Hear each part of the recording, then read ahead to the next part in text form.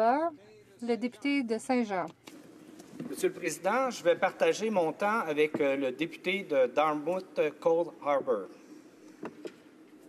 Le budget 2016 propose une nouvelle approche. Au cours des dernières années, de moins en moins de Canadiens ont profité des retombées de la croissance économique. Même si les dépenses des ménages continuent de croître, le revenu de la plupart des familles n'a presque pas augmenté depuis les 30 dernières années. En conséquence, il est de plus en plus difficile pour les familles de joindre les deux bouts. Alors que diminue la capacité des Canadiens de payer l'éducation de leurs enfants, les soins apportés à leurs parents vieillissants et leur propre retraite, ils se demandent si la promesse du progrès au Canada est encore bien réelle. En élisant un nouveau gouvernement, des millions de Canadiens ont exprimé leur désir de changement. Nous avons offert aux Canadiens un nouveau plan ambitieux pour assurer la croissance économique à long terme en augmentant le revenu disponible des citoyens et en stimulant les projets d'infrastructure. Le Canada est dans une situation financière assez solide. Nous avons le ratio de la dette au PIB le plus faible de tous les pays du G7, ce qui nous donne la marge de manœuvre nécessaire pour faire aujourd'hui des investissements stratégiques qui feront croître l'économie de demain. C'est maintenant le moment idéal pour investir. Les taux d'intérêt n'ont jamais été aussi bas. Ce budget s'adresse particulièrement à la classe moyenne et aux familles canadiennes. Il offre aussi une aide immédiate aux personnes qui en ont le plus besoin, les aînés, les jeunes, les chômeurs, les vétérans et les peuples autochtones. Dans l'ensemble, ce budget augmente le revenu disponible de l'ensemble de la population en diminuant les impôts de la classe moyenne et l'allocation canadienne pour enfants sortira près de 300 000 enfants de la pauvreté. Nous augmenterons le supplément de revenu garanti pour 900 000 personnes âgées à faible revenu. De plus, pour faire croître l'économie et créer des emplois, le gouvernement investira 11,9 milliards de dollars dans les infrastructures. Nous croyons qu'un environnement sain et une économie forte vont de pair. Le budget propose des investissements stratégiques dans les technologies propres et des mesures concrètes pour atténuer les causes et les effets des changements climatiques. Ce budget a 3 impacts majeurs pour le Québec. Premièrement, les principaux transferts s'élèveront à 21,4 milliards de dollars en 2016-2017, soit une augmentation de 1 milliard de dollars par rapport à l'exercice précédent. C'est 10 milliards de dollars par l'intermédiaire de la péréquation, soit une augmentation de 509 millions de dollars par rapport à l'exercice précédent. C'est 8,3 milliards de dollars par l'intermédiaire du transfert canadien en matière de santé, soit une augmentation de 456 millions de dollars par rapport à l'exercice précédent. C'est 3,1 milliards de dollars par l'intermédiaire de transferts canadiens en matière de programmes sociaux, soit une augmentation de 84 millions de dollars par rapport à l'exercice précédent.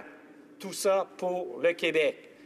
Deuxièmement, il assure le rayonnement de la culture française.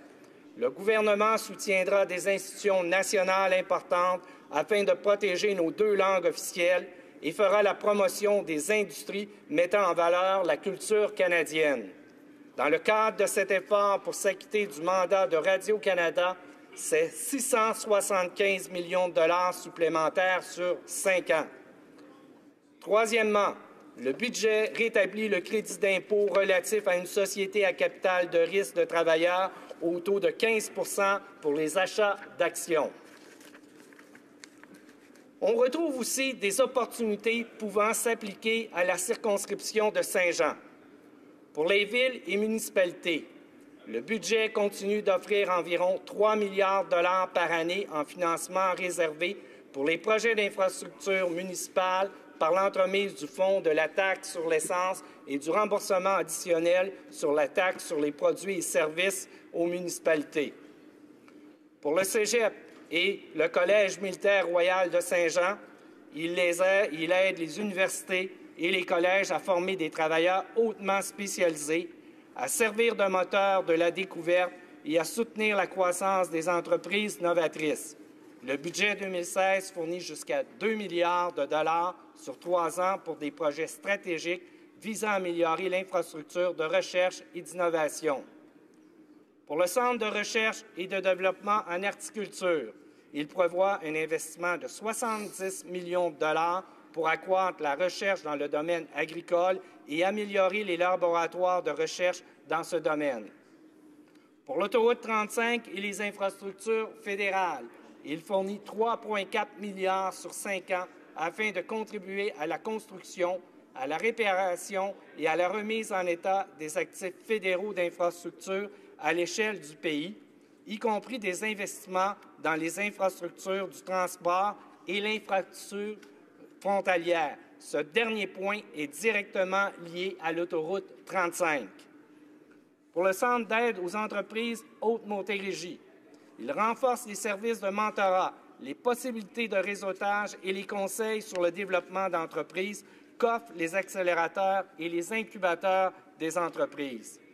Le budget 2016 annonce que le gouvernement collaborera avec les intervenants en vue d'élaborer un cadre de mesures du rendement destiné aux accélérateurs et aux incubateurs d'entreprises au Canada.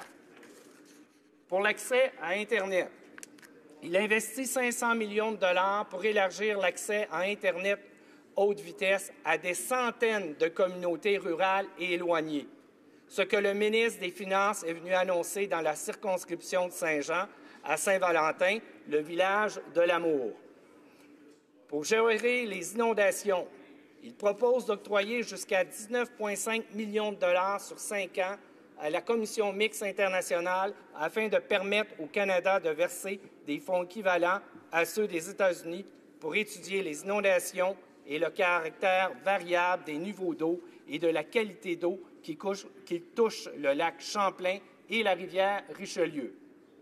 Pour l'International de Montgolfière, il alloue 50 millions de dollars sur 2 ans à Destination Canada pour renforcer les initiatives de marketing dans les marchés internationaux importants, dont ceux des États-Unis et de la Chine. Pour l'aménagement de la promenade du canal à Saint-Jean-sur-Richelieu et la valorisation du fort Lennox à Saint-Paul-les-Launois, il prévoit de nouveaux investissements pour soutenir l'expansion et la valorisation des aires protégées du Canada, y compris les parcs nationaux et les voies navigables touristiques nationales. Pour les églises de Saint-Blaise-sur-Richelieu et de l'Acadie, il améliore le programme de partage des frais pour les lieux historiques nationaux en fournissant 20 millions de dollars sur 2 ans à l'Agence Parc Canada. En conclusion, notre plan est raisonnable et abordable. Oui, nous allons terminer l'exercice financier avec un déficit.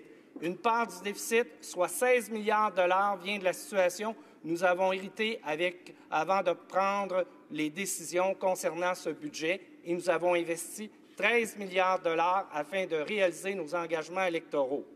D'ici la fin de notre premier mandat, le ratio de la dette au PIB du Canada sera plus bas qu'il ne l'est aujourd'hui. Ce budget accorde la priorité aux gens et offre l'aide dont les Canadiens ont besoin dès maintenant. Mais il ne s'agit pas seulement du moment présent, loin de là. Il s'agit d'une étape essentielle qui s'inscrit dans un effort soutenu et stratégique visant à rétablir la prospérité et l'optimisme au Canada. Nous envisageons l'avenir avec confiance, car nous mettons en place aujourd'hui les politiques qui permettront à une vaste majorité de Canadiens de bénéficier de plus d'opportunités, de meilleurs emplois, de communautés plus branchées et respectueuses de l'environnement et plus d'argent qui auront la liberté d'utiliser comme bon leur semble. Les citoyens du comté de Saint-Jean ont déjà commencé à bénéficier des retombées de nos engagements budgétaires. Au cours des prochains mois, nous continuerons d'améliorer le quotidien des citoyens de la circonscription. Nous avons fait la promesse de faire tout notre possible pour aider chaque Canadien à réussir. Le budget 2016 est une étape cruciale dans la réalisation de nos engagements. Merci, Monsieur le Président. Bravo.